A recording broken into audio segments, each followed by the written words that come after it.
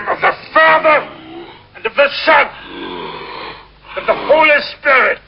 El público acudía en masa a ver aquella historia sobre una posesión demoníaca. Who lives and reigns with the Father and the Holy Spirit. La película tocó una fibra tan primaria que muchos acabaron luchando contra sus propios demonios. God, defender of the human race. Look down in pity. You killed your mother. Your servant. You left her alone to die. Shut up!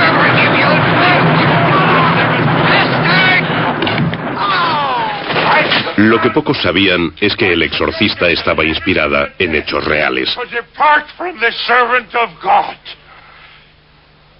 Esta es la verdadera historia detrás de la película. Holy water. It's the power of Christ that compels you. Bill Blatty estudiaba en la Universidad de Georgetown cuando ocurrió aquello y empezó a tomar notas. Escribió la novela a lo largo de un periodo de 15 años. Cambió el personaje del joven por el de una niña. Un día, no sé dónde, la novela cayó en mis manos, la leí y me pareció sensacional.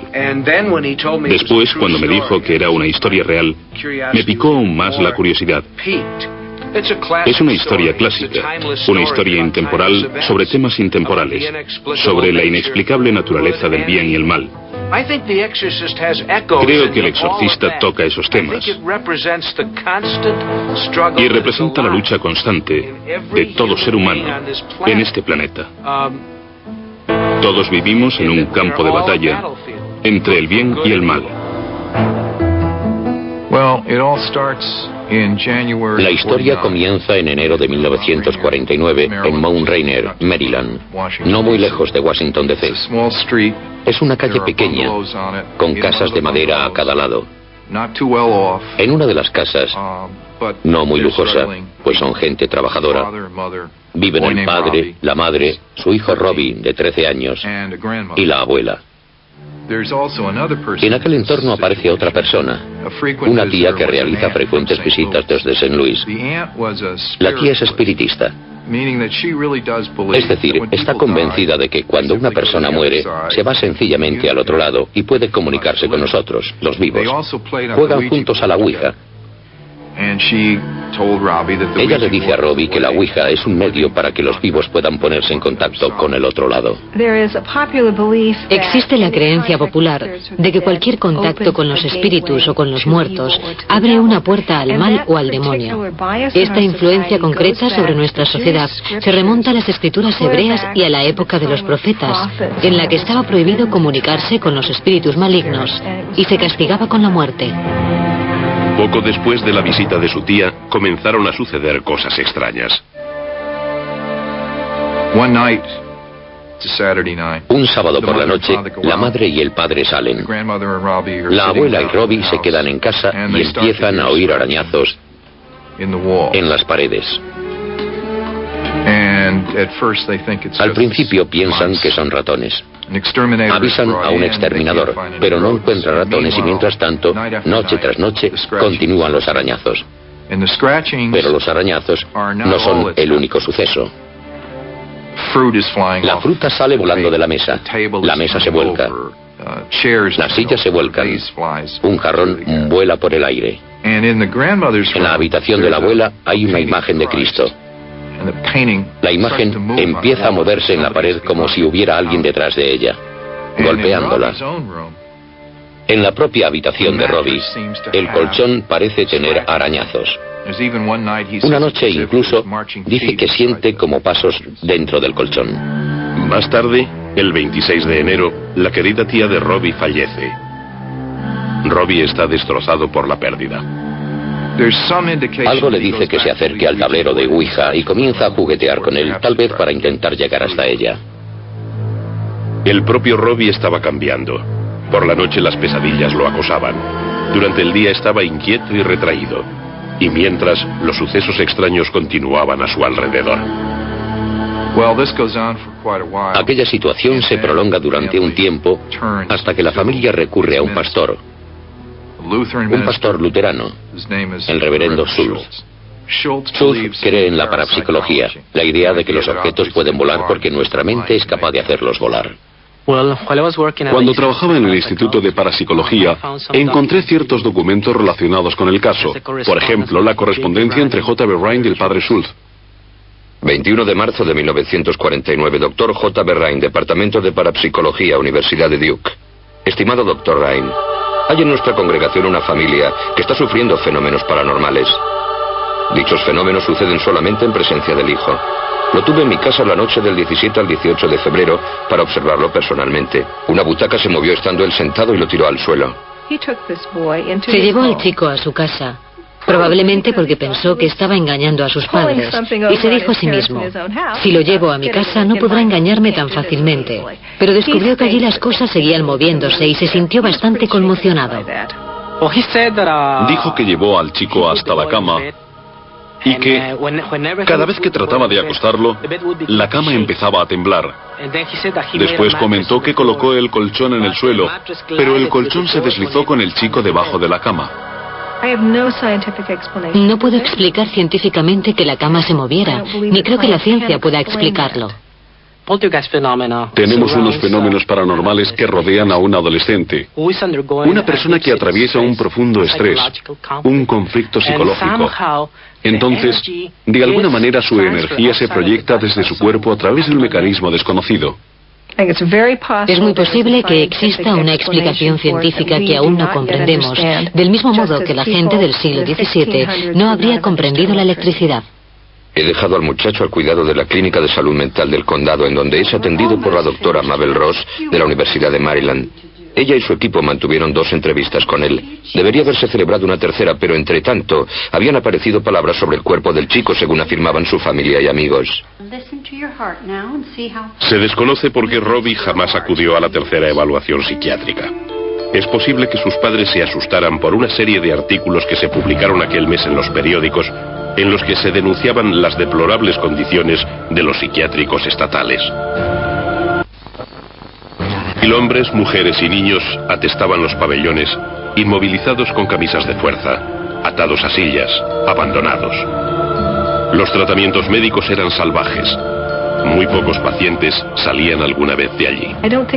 No creo que la psiquiatría tuviera mucho que ofrecer en aquel entonces. En 1949, los prejuicios en contra de las enfermedades mentales eran enormes. La gente jamás hablaba de que hubiera este tipo de enfermedades en su familia. Si a un miembro de una familia se le ingresaba en un psiquiátrico estatal, se vivía como una vergüenza, se ocultaba, se encubría. No me sorprende que pidieran ayuda a un clérigo. El reverendo Schultz lo ha visto con sus propios ojos y no lo comprende, pero nota la presencia del mal. Se dirige a los padres y les dice: los católicos entienden de estos asuntos, será mejor que hablen con un sacerdote. Lo que me intriga de él es que permaneció escéptico, aunque pensó que podían ser fenómenos paranormales. Sin embargo, lo refirió a un sacerdote católico, sabiendo que los católicos practican exorcismos. Me da la sensación de que le estaba sugiriendo sutilmente a la familia que quizá era una posesión demoníaca. Los padres de Robbie siguieron el consejo del reverendo Schultz. Acudieron a la cercana iglesia católica de San Jaime en Mount Rainier, Maryland, en donde consultaron con el padre E. Albert Hughes. Muchos años después, el padre Hughes confiaría a otro sacerdote de su parroquia, el padre Frank Bober, su escalofriante encuentro con el muchacho. En aquella época, el padre Hughes era joven. Había sido ordenado hacía unos años. Hello, Father Hughes. Thank you so much for seeing us, Father. Of course. Father Hughes. Father. And you must be Robbie. How are you today? Answer the Father, Robbie. Well, he said they were... Me comentó que ocurrían fenómenos muy extraños. Uno de ellos es que el chico podía mirar el teléfono y moverlo por la habitación. Al muchacho no le gustó nada estar allí y que le entrevistara un sacerdote. Empezó a hacer muchísimo frío en la habitación. Se quedó helada. Y me comentó que aquellas cosas daban bastante miedo. El padre Hughes sospechó que el muchacho estaba bajo la influencia de fuerzas malignas. Recurrió en busca de ayuda al ritual romano, un libro de oraciones de varios siglos de antigüedad. El joven sacerdote abrió el capítulo sobre exorcismos para estudiar los síntomas de posesión. Llegó a la conclusión inequívoca de que era una posesión satánica. No creo que el padre Hughes tuviera interés en llevarlo a cabo él mismo, así que le comunicó el caso al arzobispo, y el arzobispo Boyle le pidió que lo hiciera él. Las normas exigen que el exorcista se distinga por su piedad, prudencia e integridad. También aconsejan que esté en la madurez. El joven padre Hughes no parecía el más indicado, pero se preparó lo mejor que pudo. Como es habitual, antes de que un sacerdote lleve a cabo un exorcismo, ha de rezar mucho, ayunar mucho. Él lo hizo, en ese sentido estaba preparado. Obtuvo permiso para ingresar al chico en el hospital de Georgetown mientras durase el ritual, pero no estaba en absoluto preparado para lo que sucedería después. Le ingresan en el hospital universitario de Georgetown y allí le inmovilizan. El padre Hughes entra en la habitación y va a comenzar el exorcismo.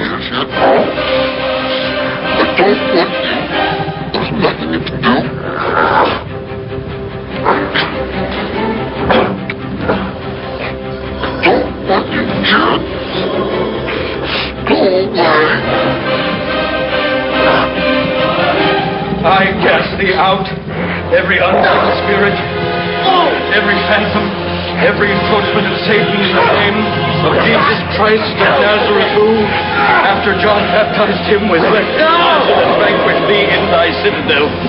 Your God, cease thy attack on man, whom he has made for his honor and glory out of the slime of the earth. Tremble before wretched man, not in the condition of human frailty, but in the likeness of Almighty God. Yield then to God, who, by the signing of the holy candles of the part of David, his faithful servant, banished thee from the heart of King Saul. Yield to God. Thou, the inventor of every obscenity. For thee, O evil, I cast thee out. Because thou art the prince of accursed birth, thou the author of crime.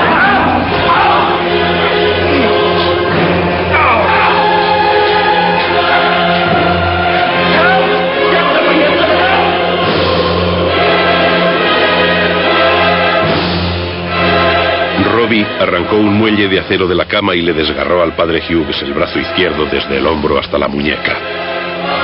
Necesitó más de 100 puntos para que se le cerrara la herida. En aquella habitación del hospital de Georgetown, el padre Hughes sintió que había conocido al demonio. Creo que él pensó que no era lo bastante fuerte, teológica o espiritualmente, para enfrentarse a aquello. El padre Hughes no se consideraba un adversario apto para luchar contra Satanás. Me dijo, a menudo pensamos que algunas cosas como Satanás, las posesiones y los exorcismos no son reales, que son cosas que quedan relegadas a las supersticiones. Y me comentó, durante mucho tiempo pensé que aquello también pertenecía a ese campo, hasta que tuve que enfrentarme al demonio en el caso de aquel chico. Para poder creer realmente en la posesión, sin considerarla una superstición, es decir, algunas personas creen en la posesión sin tener nada a lo que agarrarse. Para poder tener una opinión coherente con respecto a la posesión, es evidente que hay que creer en el demonio o los demonios. Y para poder creer en el demonio o los demonios, hay que poseer una visión más amplia que incluye a Dios y la creación del mundo como algo bueno. Satanás, en la historia de la tradición judeocristiana, es un espíritu puro, un espíritu angelical creado por Dios, que fracasó definitivamente ante el bien. La imagen original del demonio es la de un gran ángel caído condenado al infierno eterno. Es llamado Satanás, el acusador, la suprema personificación del mal, el torturador de almas humanas. ¿Fue el demonio quien indujo a Robbie a atacar con tanta violencia al padre Hughes? ¿O había plantado el propio ritual de exorcismo la semilla de la sugestión en la mente de un joven impresionable? Es bastante probable que si le decimos a un niño que está poseído por el demonio, el niño actúe de una forma muy peculiar. El hecho de ser enviado al padre Hughes y de que éste le practicara un insólito ritual debió ser una experiencia muy impactante para él. Creo que en el fondo el chico se sentía realmente furioso por lo que estaba haciendo el padre Hughes. Y eso me sugiere que éste movilizó la rabia y la ira que Robbie tenía enterradas. Una de las preguntas que siguen sin respuesta en relación al caso de este chico es qué era lo que había pasado en su vida. La gente dice que era muy normal, y él también, pero de repente empezaron a suceder cosas que desde el punto de vista psiquiátrico se consideran perturbaciones muy inusuales y graves en un entorno totalmente normal.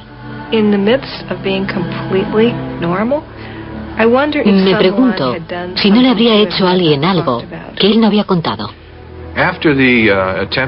Entonces deciden ir allí. Y poco tiempo más tarde, la madre se despierta una mañana.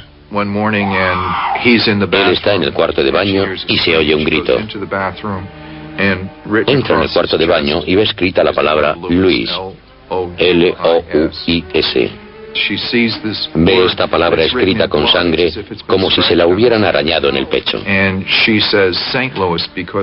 dice St. Louis porque de allí es de donde procede la familia. ¿Es eso lo que quieres?, le pregunta. Y la palabra sí aparece arañada con sangre en su cuerpo. Entonces deciden ir a St. Louis. Y poco después toman un tren desde Washington hasta St. Louis. Robbie y sus padres se trasladan a casa de un familiar en un tranquilo barrio a las afueras de St. Louis, pero los sucesos sobrenaturales siguen rodeando al chico. En aquella casa vive una prima suya que estudia en la Universidad de St. Louis.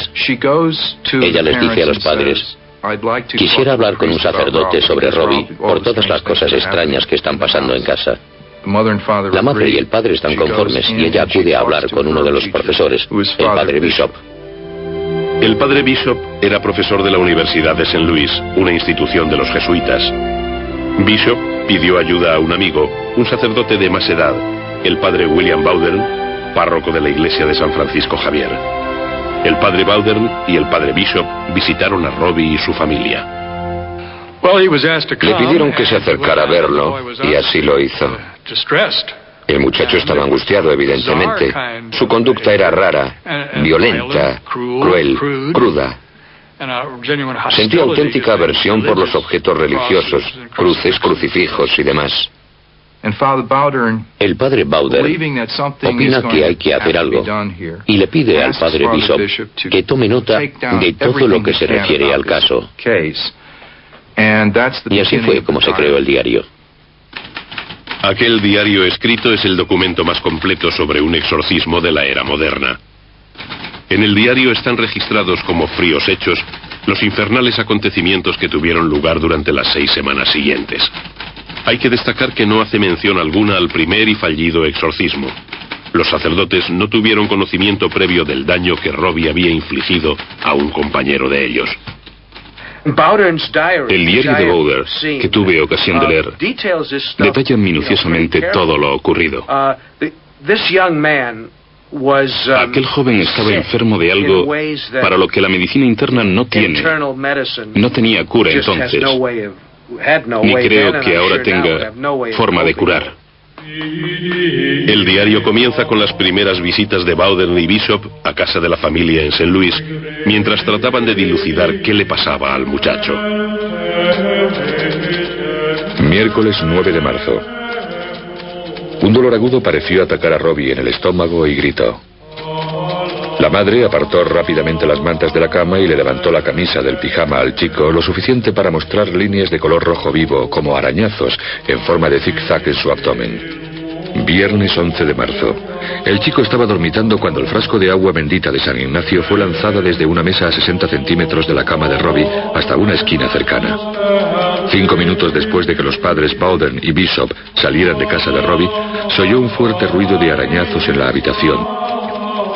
Una librería había sido arrastrada desde su sitio al lado de la cama y había sido dada la vuelta totalmente. El escabel del tocador se trasladó hasta la cama a unos 60 centímetros. El crucifijo con reliquias que estaba debajo de la almohada apareció a los pies de la cama. La reliquia de Santa Margarita María se perdió en la habitación.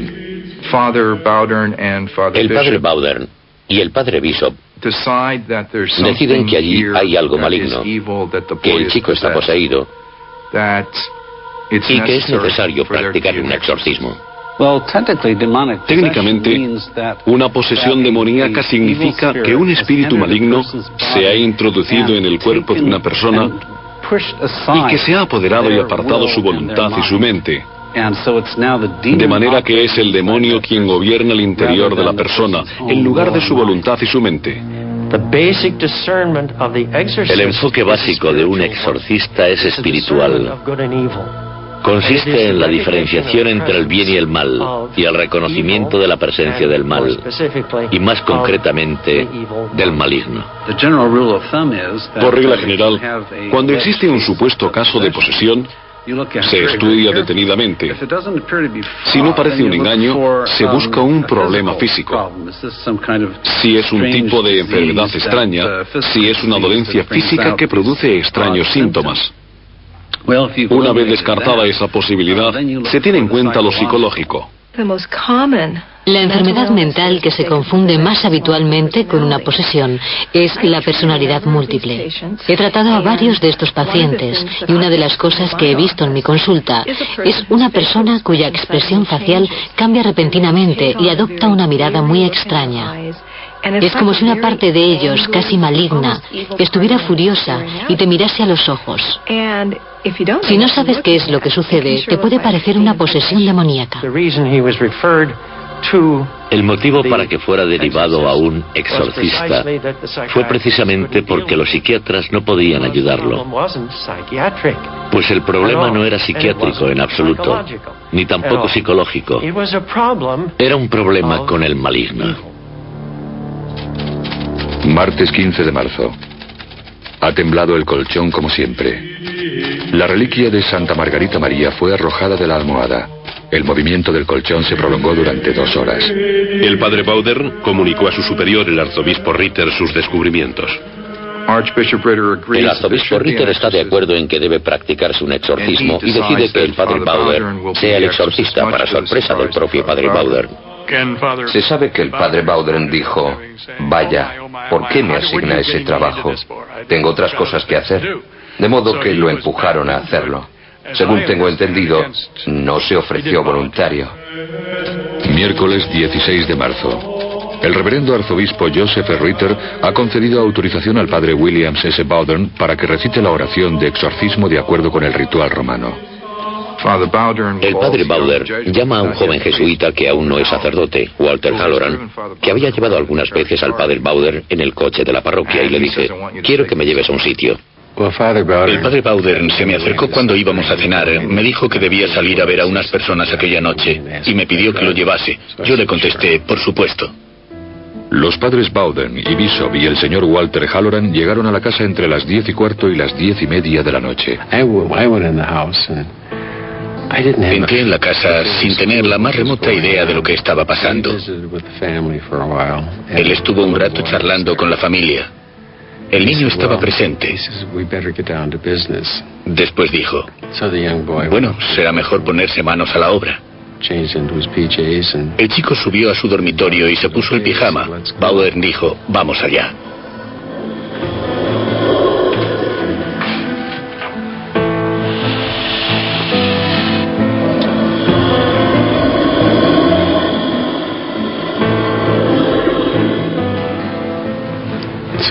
Subimos y el padre Bowden dijo: empezaremos diciendo unas oraciones. The Lord be with you. And with thy spirit. Let us pray. Creo que lo primero que me llamó la atención fue que el frasco de agua bendita voló a través de la habitación y se estrelló contra un escritorio en una esquina. Yo estaba de rodillas a los pies de la cama. Y enseguida la cama empezó a subir y a bajar así. Él me dijo que no tuviera miedo. Después, entrada la noche, y a raíz de las reacciones del chico, fui encajando las piezas y comprendí que estaba practicando un exorcismo. Thou dost recognize in me a poor sinner. It is God himself who commands thee. Durante el primer praequipio hubo una reacción inmediata. 3 grandes rayas paralelas aparecieron sobre el vientre del muchacho. A partir de entonces, cada vez que se pronunciaban los nombres de Nuestro Señor, de su Santa Madre o de San Miguel, aparecían arañazos en las piernas, los muslos, el vientre, la espalda, el pecho o el cuello del chico. Era como si alguien cogiera una barra de labios y me dibujara una X en el pecho. Se veía así de claro o más. Algunas personas sufren ciertas reacciones en la piel. Una de las formas de llamarlas es edema angineurótico. Lo que hacen es tocarse con una uña y provocarse una marca roja muy llamativa. Sucedió muchas veces mientras yo estaba allí. Le podía ver las manos. Él no lo estaba haciendo. Si su piel era increíblemente sensible, pudo frotarse contra cosas, aún teniendo las manos a la vista, para causarse los arañazos. Una de las marcas corporales más claras era un dibujo del demonio en la pierna derecha de Robbie y la palabra infierno grabada en su pecho. En un momento dado le apareció una marca en un hombro. Parecía una caricatura del demonio, con cuernos. Si realmente existiera el demonio, ¿por qué iba el demonio a dibujar un retrato de sí mismo, que corresponde con la imagen que nosotros nos hemos hecho de él? Que le apareciese la imagen del demonio me pareció la prueba definitiva de que estaba sucediendo algo que no tenía nada que ver con lo sobrenatural.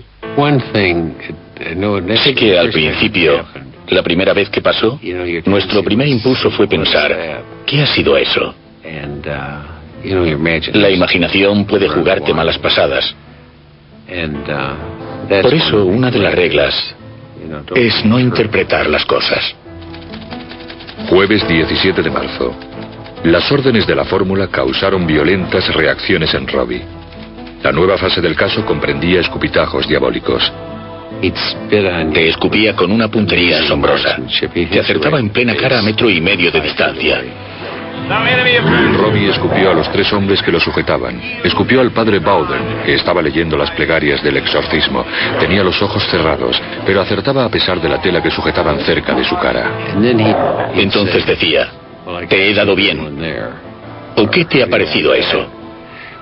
Lo cual era bastante extraño porque cuando se le pasaba aquello, no tenía ni idea de lo que ocurría.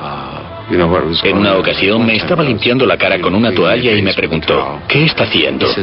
Me estoy limpiando la saliva que me has escupido a la cara, le respondí. Viernes 18 de marzo. Robbie rezó el rosario con el sacerdote junto a su cabecera. Las letanías a Nuestra Señora de Fátima las repitieron al unísono. Sábado 19 de marzo. Los exorcistas llegaron a casa de Robbie a las 7 de la tarde. Robbie se retiró a las 8 y el exorcismo se reanudó. Parte de los fenómenos incluían gritos violentos y carcajadas diabólicas. Lunes 21 de marzo. La familia de Robbie no lograba dormir y la madre hubo de acudir a un médico, así que nos pareció mejor trasladar a Robbie a un hospital. Hay un hospital en St. Louis regido por los hermanos de San Alejo. Los hermanos de San Alejo son una comunidad religiosa de hombres católicos que data de la Edad Media, principios de la Edad Media. Fue fundada para cuidar a las víctimas de las epidemias, para atender a las personas de las que los demás huían horrorizados. Ellos estaban dispuestos a aceptar al chico. Le instalan en una habitación, sin picaporte por dentro y con barrotes en la ventana. Pues es una habitación del pabellón psiquiátrico del hospital. Y allí continúa el exorcismo. El lenguaje de Robbie se volvió grosero y obsceno. Dijo haber conocido a uno de los padres en el infierno. Le dijo, me sorprende verte aquí. ¿Qué estás haciendo en el infierno? Y aquello afectó gravemente a la persona. A partir de entonces, no volvió más a ayudarnos. El padre Bowder decide que sería buena idea que el muchacho se convirtiese al catolicismo. Viernes 1 de abril. Después de una recaída en la posesión tras 5 días de respiro, la madre, el padre y Robbie acuerdan que lo más apropiado es que Robbie sea bautizado al catolicismo. Creo que iba a ser su tío quien lo llevara a la iglesia de la universidad. Allí es donde sería bautizado. Robbie sufrió uno de sus ataques. Comenzó a decir: ¿con qué vais a bautizarme? ¿Y creéis que me expulsaréis con la Sagrada Comunión? Robbie agarró el volante del automóvil y su tío se vio obligado a aparcar junto al bordillo para controlarlo. Fue angustioso para los que iban en el coche, porque temían que fuera a estrellarse contra un poste, contra otro coche o algo así.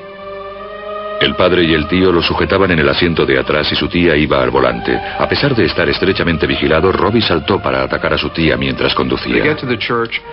Llegan a la iglesia. La pelea continúa en el coche. Bajan a la acera y sujetan al muchacho con fuerza. Cuando el padre Bowden lo ve, decide que el chico no debe entrar en la iglesia por temor a que la profane. Llevan al muchacho a la rectoría de al lado y lo hacen subir por las escaleras. Robbie sufría ataques intermitentes. Se siguió el procedimiento habitual para bautizar a los niños. Robbie, do you renounce Satan? No. Do you renounce Satan? I do. And all his works? I do. And all his display? I do. Robbie, do you believe in God the Father Almighty, creator of heaven and earth? I do. Do you believe in Jesus Christ, his only Son, our Lord? I do. Robbie, do you wish to be baptized? I do.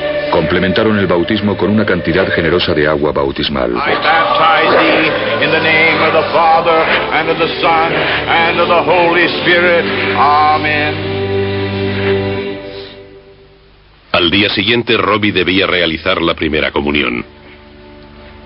Sábado 2 de abril. Era evidente que su lucha interna era encarnizada. Cuando el padre Bowden comenzó las oraciones de la Sagrada Comunión, Robbie sufrió un ataque. Mantuvo los ojos y la boca cerrados. En las 5 ocasiones en las que se le depositó la sagrada hostia en la boca, Robbie la escupió. Después de casi 2 horas de vanos intentos, el padre O'Flaherty sugirió que rezáramos el rosario. Entonces, Robbie fue capaz de tragarla y realizar la primera comunión bajo una extraordinaria oposición. El chico pasa días y días en el hospital. Está confinado en su habitación y se siente muy inquieto. El padre Halloran, que es joven, piensa que el chico debería salir. Un lugar que el padre Halloran opina que sería adecuado para él es la casa de retiro de los jesuitas, llamada Casa Blanca, a las afueras de St. Louis, en unas montañas sobre el río Mississippi. Le mostré los alrededores. Hay unas figuras gigantescas en cada una de las estaciones del Vía Crucis. Robbie vagó entre las estatuas que representan la vida de Jesús. Empezó a obsesionarse con aquellas poderosas imágenes.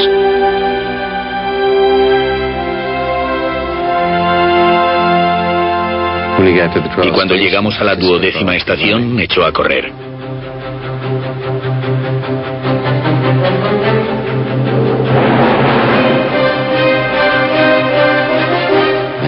Se dirigía directamente al precipicio.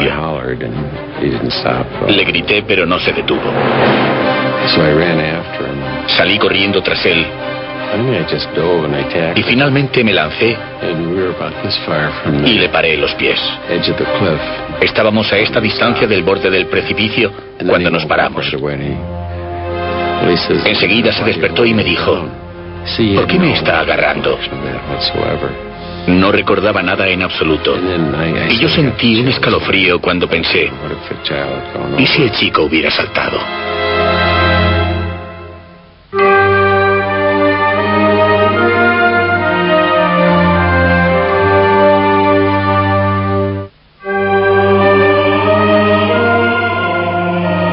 En Milán, Italia, miles de personas se agolpan para escuchar al arzobispo Emmanuel Milingo, un exorcista moderno. Es considerado un sanador del cuerpo y el espíritu. Cuando empecé a tratar a personas endemoniadas, tuve que aprender a ver qué era lo que hacían.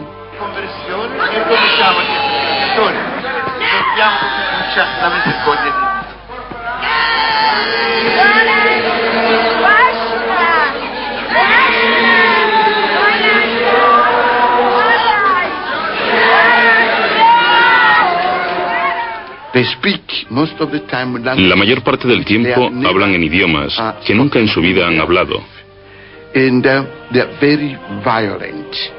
Y son muy violentas. Son capaces de saltar o de volar. Verlas es aterrador.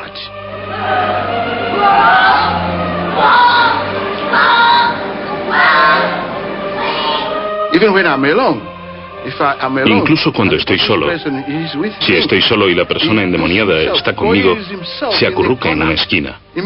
Se acurruca inmediatamente en una esquina. Sabe que no estoy solo. Nunca estoy solo. Me acompaña el poder de Dios. Dios y los ángeles. Siempre digo que lucharé contra el demonio con uñas y dientes durante el resto de mi vida.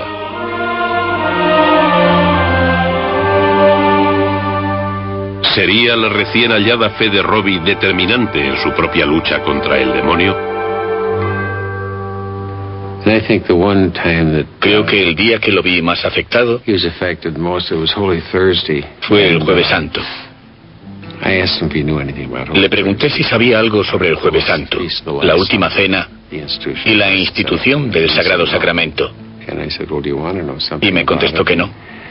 Le pregunté, ¿quieres que te hable de ello? Y me respondió que sí. Así que comencé a hablarle sobre la Última Cena y que nuestro Señor dijo, este es mi cuerpo y esta es mi sangre. Cuando llevaba un rato hablando me dijo, ¿puede callarse? Y le respondí, claro. Entonces se levantó el pantalón del pijama y tenía enormes moratones en las piernas, en el vientre y en el pecho. Bowder y Bishop observan que los arañazos que aparecen continuamente sobre el chico a veces parecen reproducir números y tratan de interpretarlos. Entonces se les ocurre que queda un número determinado de días para la posesión del demonio. Y cuando comienzan a estudiar los números, afirman que terminará en Semana Santa. Jueves Santo, Viernes Santo, Sábado Santo, 14 a 16 de abril. La Semana Santa para el padre Bowder es la de más trabajo de todo el año. En aquellos tiempos, especialmente, debía realizar unas 12 o 14 horas seguidas de trabajo parroquial, porque entonces este era el centro de la ciudad. Entre tanto, mientras de día trabaja como párroco, por las noches acude al hospital de San Alejo y continúa sin descanso las oraciones del exorcismo. A veces se quedaba allí hasta las 12 o la 1 de la mañana y volvía a ponerse en pie a las 5 de la mañana. A esa hora se levantaba, de modo que estaba agotado. Y parecía que no pasaba nada. La idea de que aquello iba a llegar a su fin no se confirma. No está llegando a su fin. Parece que está empeorando.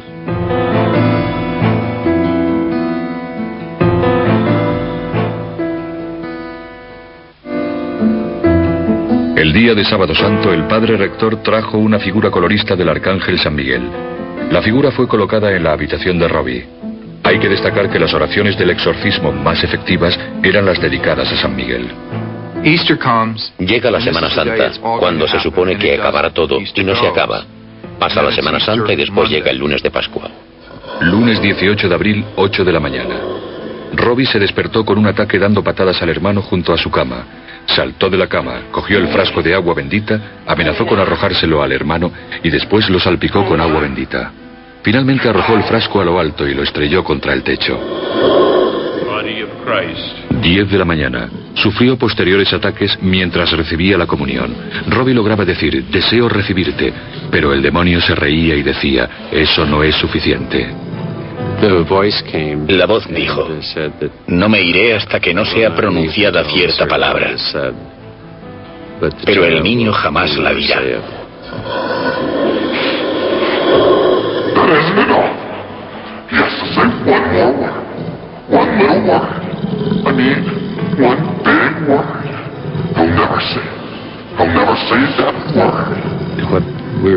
Lo que hacíamos parecía tan inútil a veces. Bowden estuvo fantástico. Dijo, hemos empezado esto y seguiremos adelante hasta que se haya terminado. Holy Michael, the archangel, from thy heavenly throne... 10:45 de la tarde. Tuvo lugar el suceso más sorprendente de la noche. Robbie sufría un ataque, pero yacía tranquilo. Satan under our feet, lest he any longer have power to hold men captive and do harm to the church. Present our prayers at the throne of the Most High, so that he may all the more speedily favor us with his mercy. Lay hold of the dragon, the ancient serpent, no other than the demon Satan, and cast him bound into the abyss, so that he may no longer seduce mankind. Con un tono claramente autoritario y dignidad, una voz se abrió paso entre las oraciones. I am Saint Michael, and I command you, Satan, to leave the body in the name of Dominus. Immediately. Now. Now. Now. From the snares of the devil, deliver us, O Lord, that thou wouldst assist thy church to save thee in all security and freedom. We beseech thee, hear us.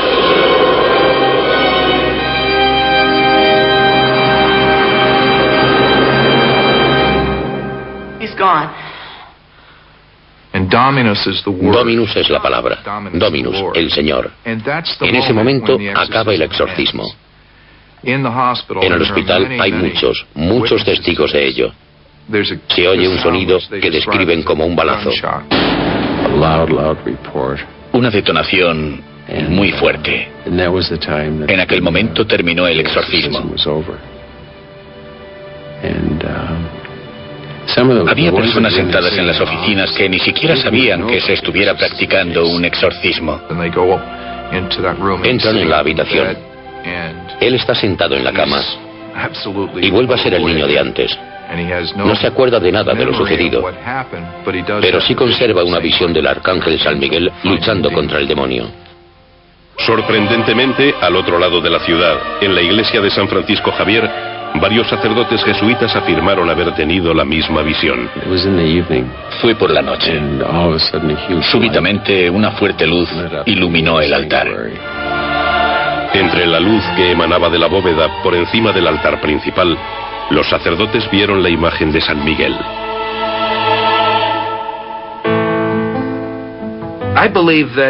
Creo que aquel caso ocurrió tal como se contó. Pienso que fue una posesión demoníaca, signifique lo que signifique eso. Nadie sabe en qué consiste. Los católicos poseen una buena teoría acerca de cómo funciona y de cómo hacer para curarlo. Sé que aquel chico se curó y que la ciencia moderna no podía solucionar su problema entonces. En aquel estado pudo manifestar sentimientos que en otra situación no le habrían parecido aceptables. Puede que su ira se hubiera agotado. Si una persona quiere ser escéptica, que sea escéptica. Lo único que sé es que estuve allí y que lo vi. Creo que la persona a quien afectó más aquella experiencia fue Bowden. La forma en la que él me lo explicó, era un tipo duro, no era un teólogo. No hablaba en términos teológicos. Me dijo, Dan, cualquier niño de 7 años puede distinguir entre una persona enferma mentalmente y otra poseída. Como científicos no podemos desestimar el fenómeno del mal, simplemente porque no podamos calibrarlo. Yo creo firmemente en la posibilidad de la posesión demoníaca. No estoy seguro de cómo se manifiesta, y no creo necesariamente en un demonio con las orejas puntiagudas y rabo, atizando el fuego del infierno con una horca o algo así. Pero sí creo que existe una fuerza maligna en el mundo, y a la inversa, una fuerza del bien. Como he dicho antes, pienso que es una lucha entablada en todo ser humano. Alguien, probablemente un hermano de San Alejo, escribió una última anotación en el diario. 19 de agosto de 1951. Robbie y sus padres visitaron a los hermanos. Robbie es ahora un excelente joven de 16 años. Sus padres también se han convertido al catolicismo y recibieron la primera comunión el día de Navidad de 1950. La historia de Robbie aún obsesiona al barrio de Mount Rainier. El folclore popular ha alentado la leyenda sobre la casa endemoniada e incontables rumores acerca de lo que realmente sucedió. En una apartada esquina se alza una casa como solitario testimonio de los sucesos que acontecieron en ella en el invierno de 1949. A pesar de todos los detalles contenidos en el diario y de los testimonios de las personas implicadas, existen multitud de preguntas que permanecen sin respuesta.